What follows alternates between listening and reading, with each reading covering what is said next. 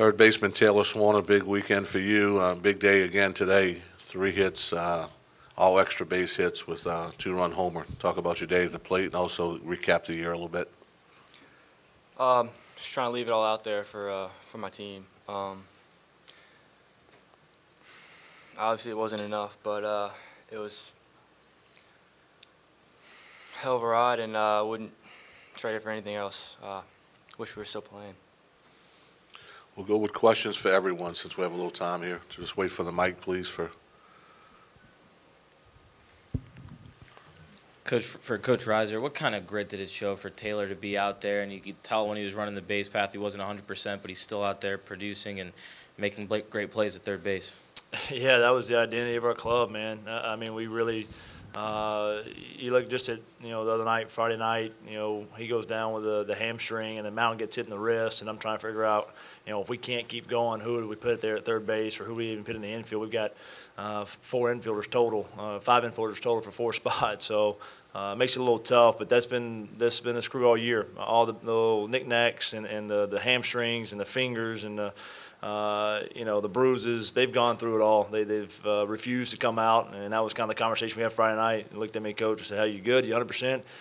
I said, "No, Coach, but I promise you're going to have to fight me and get me out." So, I didn't want to get knocked down, drag out fight there, so he stayed in there, and also he showed the grit, and that's just the makeup of this club, man. That's what makes it so fun, and regardless of the outcome of the game, it shows our true identity of who we are and what we are, and a little redemption there, even though it didn't go the way we wanted it to.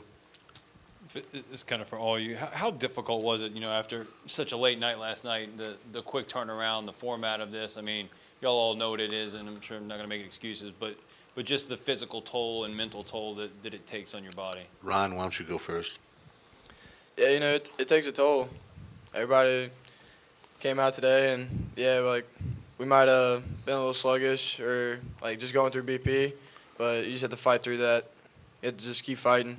Doesn't matter. You're playing the game. It's supposed to be, you play the game that you love, so you just got to leave it all out on the field. Taylor? It's a grind. Postseason ball, end of the season, gets hot. Just got to keep hydrating, and we did that. We were ready to go, and just didn't get the outcome we wanted. Yeah, I think you hit the nail on the head. I mean, it's just that's an excuse, and these guys haven't looked for it all year long. They haven't wanted an excuse. It's not the what ifs, it's the what is. It's the hand they're dealt, and they always deal with it. And that's just, again, the identity of this club. I don't think it played a factor in the day for us. I thought we did a good job coming out the right way. We had the one big inning we couldn't eliminate. We talk about it. I think that's just baseball. Defensively, you got to be able to eliminate the big inning, and it didn't happen for us today. For Ryan and Taylor, this is the same scenario that y'all went home on last season with Rice here. Is it the same feeling as last year? Is this one worse? Just how does this kind of compare the 2 seasons? Ryan? Well, for me, I feel like it's worse just because it's my senior year. It's might be my last game I'll ever play. But I know it hurts for every guy that was on our team this year. It broke everybody down as soon as we ended the game. But it was a grind. We grinded through everything. We fought through everything, no matter what. But we just came up a little bit short. Taylor? Both sucked. It's not good in the season. I mean, I'm not gonna compare last season to this season. Our season's over, and can't do nothing about it right now.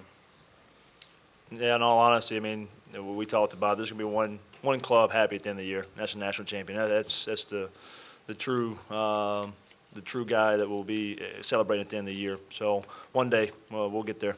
There's no doubt, and it'll never be accused from lack of effort or work ethic, and I think that's the epitome of our club. Yeah, Matt, could you expound on that? I guess what would you characterize this team as, a group of overachievers, or what you think this program should look like year in and year out? Where are you as far as what this team represents?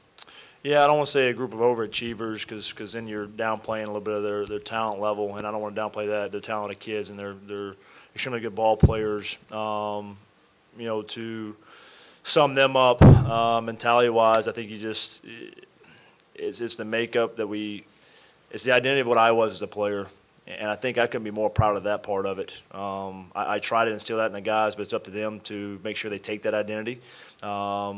guys like Taylor, last year didn't have that identity, and we sat down, had a mature conversation. He takes over that identity, becomes Southland Player of the Year, and obviously we made a run and won this thing. He had a chance to be the tournament MVP of the regional. For those guys to embrace that, again, just another moment I couldn't be more proud of them.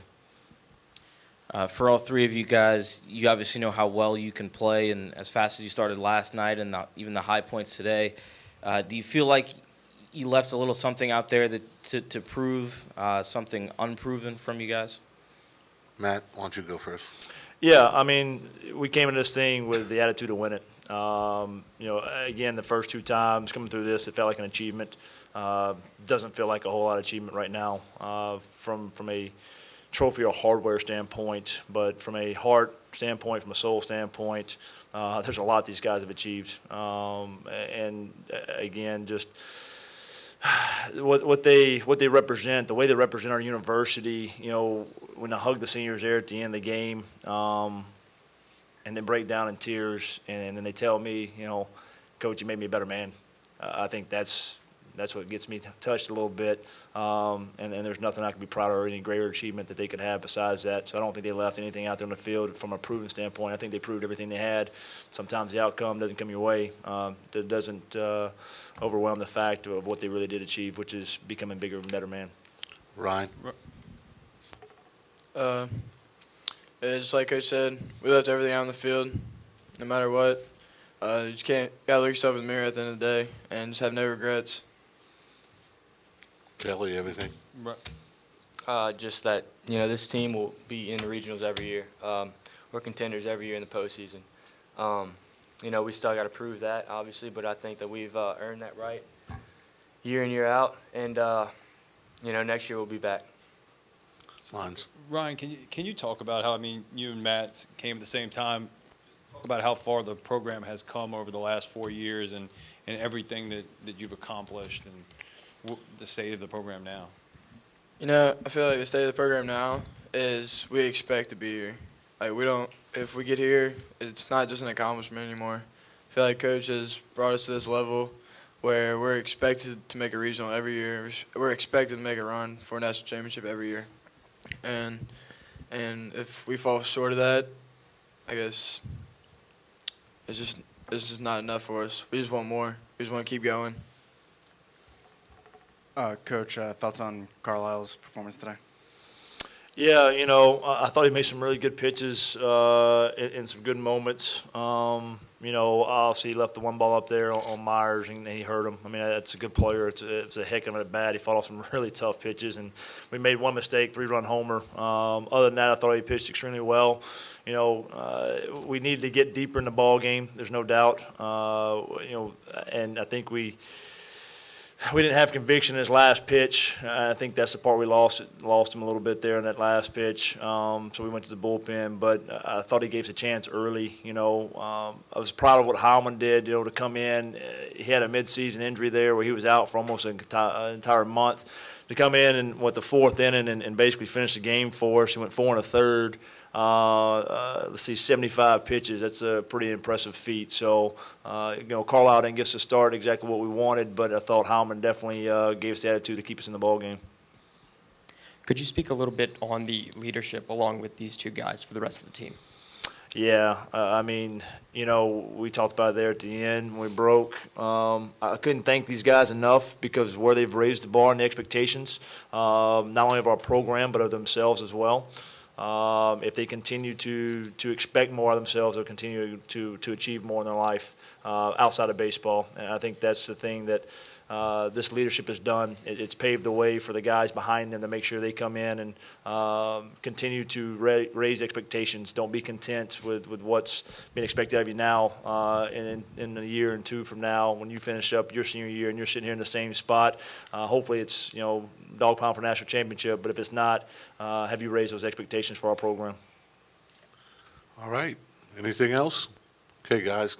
Great year. Congratulations. Thanks for all week, Coach. Thank you. Appreciate it.